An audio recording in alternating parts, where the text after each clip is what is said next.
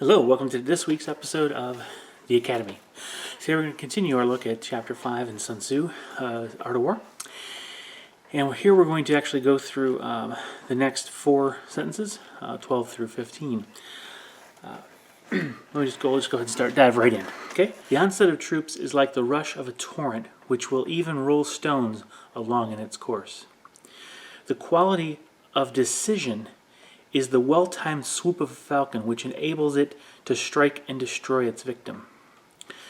Therefore, the good fighter will be terrible in his onset and prompt in his decision. Energy may be likened to the bending of a crossbow, decision to the releasing of the trigger. Okay, a lot there, a lot of metaphor. So let's kind of dive into it and really pick it apart. I really kind of like this. Poetic in nature, and I like the imagery he uses here. So here, this is actually a good way to, where you can see the title energy fitting in very well.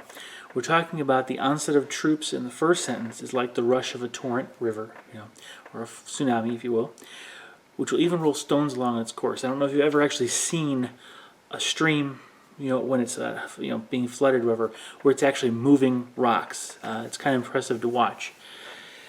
And that's what he's envisioning here. When you are going to hit your opponent, you want it with this overwhelming force. It moves the opponent out of position.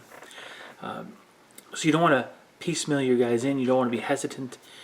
You commit, and you hit with full force. That's what he's trying to get at here. Now, that's the first piece. The decision piece is what he's really adding to this whole mix. Now, I don't know if you know anything about falcons and how they hunt. They hunt birds of prey, other birds, But it's not necessarily the way you might think. So his illustration here is very good. The quality of decision is like the well-timed swoop of the falcon, which enables it to strike and destroy its victim. Now, when the falcon dives in on another, like a pigeon or a dove, he waits for the right moment, and then he comes in, and it's high speed, and he hits it on the back of the head and neck with basically closed fists, okay? And it's that blunt force trauma snap in the neck, and now he's got dinner. It's a key moment where he decides to go after the pigeon or the prey. And that's what you want to do. You want to make the decision and then act on it. Commit full force. So here, the falcon is a good example of both. There's a decision point where he starts his dive. At that point, he's committed, and with everything he has, he hits the prey and kills it. Okay, so to reinforce what he just said in illustration, he brings it to the real subject at hand here. A good fighter is terrible in his onset, means he comes out with full fighting force and quick in his decision. So he doesn't prance around and kind of hesitate. He waits till that moment, and then he commits completely. He may do nothing prior to that moment, so he's not necessarily waiting and wasting time. He's just biding his time until the proper moment comes, according to his judgment. He makes a decision, and then boom, commits to it. There's nothing slow and hesitant once he's made the decision. Now, energy may be likened to the bending of a crossbow, decision to the release of the trigger. I like this because it helps really, again, to Sun Tzu's credit, illustrate his point very concisely.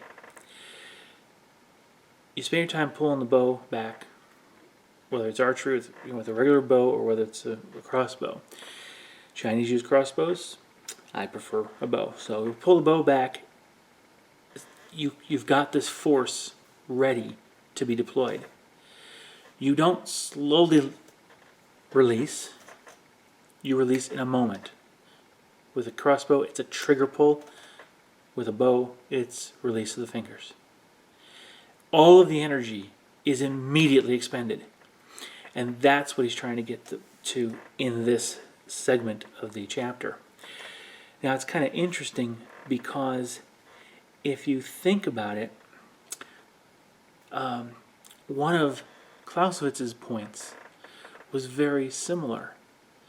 In order to be successful, we have to engage with all of our energy but his words were also used energy. So it's not being half-hearted. It's full force with everything you have, whether it's hand-to-hand or shooting. Okay, so that's what we're trying to accomplish here in this particular segment. So what you are doing, if you think in the previous chapter, we was talking about the methods of the military methods of which you've got your estimation distances, your risk assessments, all those different things.